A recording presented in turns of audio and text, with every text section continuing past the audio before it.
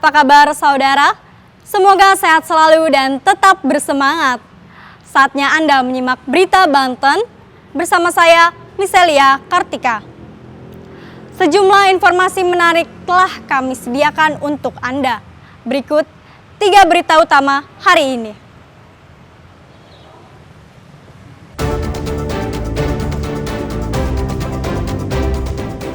Penerimaan siswa baru tingkat SMK dan SMA di Lebak, siswa kesulitan mengunggah data.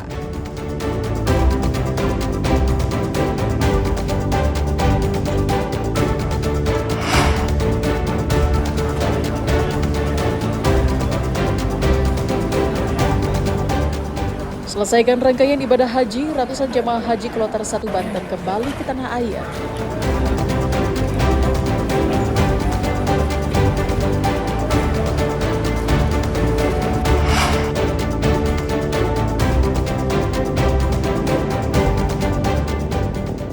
Gagal menyalip truk pasir di Kota Serang, pengemudi sepeda motor tewas terlindas.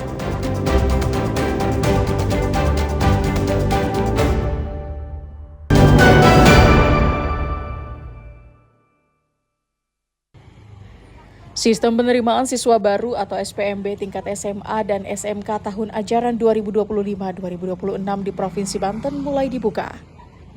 Walaupun sistem penerimaan sudah diubah dari PPDB menjadi SPMB, berbagai kendala klasik masih tetap terjadi, seperti kesulitan masuk ke server dan kesulitan untuk mengunggah berkas saat proses pendaftaran. Seperti yang dialami oleh Hafid, salah satu calon siswa kesulitan saat mengunggah berkas pendaftaran dan sudah 3 kali mencoba namun selalu gagal.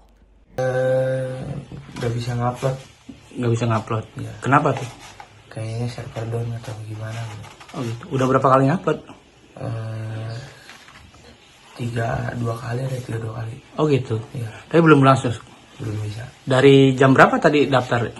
Kalau daftarnya dari jam subuh dulu. Oh, dari subuh. Iya. Udah daftar tuh.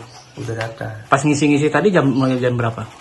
Ngisi ini baru dari jam 7. Jam 7. Jam 7. Oh gitu. Tapi belum masuk juga. Masuk bisa, cuman belum bisa ngupload. Oh gitu. Kondisi ini membuat sejumlah orang tua khawatir anaknya tidak dapat mendaftar dan terkendala. Beberapa orang tua bahkan mendatangi sekolah secara langsung. Sekolah. Ibu kan sekarang kan sudah online kan begitu. Ya. Nah, kenapa ibu datang ke sekolah secara langsung? Mau klarifikasi bener apa enggak gitu ini daftar online-nya ibu gitu. Karena ibu juga minta tolong. Ibu mah nggak bisa. Nggak ngerti ya ininya. Bu, dalam proses pendaftaran ke SPMB tahun 2025 ini menurut ibu dengan adanya online ini agak sulit ya sih Bu? Ih, kata ibu mah, ibu yang nggak tahu HP malah, woi bukan sulit lagi, bingung, bener sulit ibu mah. Para orang tua siswa ini berharap agar sistem penerimaan siswa baru dapat lebih dipermudah, sehingga kendala yang setiap tahun dihadapi para calon siswa tidak terus terulang. Ariel Maranus dan Sajiwa Pratama melaporkan dari Kabupaten Lebak. Sejumlah polisi dari Satreskrim Polresta Bandara Suta menggeledah kantor travel milik pasangan suami istri di Belangan, Jakarta. Dalam penggeledahan, polisi menemukan barang bukti seperti dokumen, koper, kaos, dan sejumlah barang bukti lainnya. Berdasarkan alat bukti yang lengkap, petugas telah menetapkan 2 tersangka berinisial LS dan HA yang tak lain pasangan suami istri, sekaligus pemilik travel Pesona Tour. Dari hasil penyelidikan, jumlah korban mencapai 50 orang yang dijanjikan akan berangkat melakukan wisata religi. Korban mengaku kesal karena tak kunjung diberikan, padahal para korban sudah menyetorkan uang sebesar 40 juta rupiah kepada pihak travel untuk tujuan wisata religi ke Mesir, Israel, dan Jordania. 50 orang korban berasal dari berbagai daerah, mulai dari Jawa, Sumatera, hingga Papua yang telah datang ke Terminal 3 Bandara Soekarno-Hatta. Total kerugian dalam kasus ini mencapai lebih dari 2 miliar rupiah. Polisi masih menyelidiki untuk memastikan legalitas travel tersebut. Setelah kita datang, ketahuanlah permasalahan sebenarnya bahwa mereka dijanjikan untuk berangkat wisata religi ke 3 negara, tetapi sampai dengan waktu yang ditentukan mereka tidak bisa menunjukkan tiket keberangkatan, paspor, dan lain sebagainya. Sehingga kemudian sempat kita lakukan mediasi dan kita melapor Bandara Soekarno-Hatta. Ternyata memang kedua tersangka ini setelah berhasil mengumpulkan uang dari kurang lebih 50 orang, ternyata uang-uang itu tidak dipergunakan untuk mengurus proses keberangkatan, seperti tidak membeli tiket, tidak mengurus akomodasi di negara yang dituju, tidak mengurus kegiatan-kegiatan yang lain berkaitan dengan wisata religi. Sehingga kemudian salah satu tersangka yang kebetulan berdomisili di Jakarta itu membuat pengaduan. Atas perbuatannya, Pak Sutri ini dijerat pasal 378 tentang penipuan dan pasal 372 tentang penggelapan dengan ancaman maksimal 5 tahun penjara. Ariel Maranus dan Taufik Saleh melaporkan dari Kota Tangerang. Suasana bahagia mewarnai kedatangan ratusan jemaah haji kloter pertama Banten asal Kota Tangerang di Asrama Haji Grand El Haj Kecamatan Cipondo, Kota Tangerang. Sejumlah jemaah haji lansia terpaksa harus menggunakan kursi roda saat tiba di tanah air lantaran tak kuat untuk berjalan memasuki aula asrama haji. Berdasarkan data terakhir, dari 393 jemaah haji pada kelompok terbang pertama Banten dan kloter 2 nasional ini, hanya 391 jemaah yang kembali ke tanah air.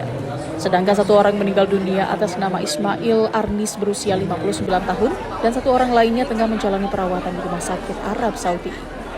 Irawan, salah satu jamaah haji yang telah kembali ke tanah air, mengaku sangat bahagia bisa kembali ke tanah air setelah lebih dari sebulan berada di tanah suci. Berangkat haji kuat, berjalan lancar, makan semua penuh, darah-darah itu penuh.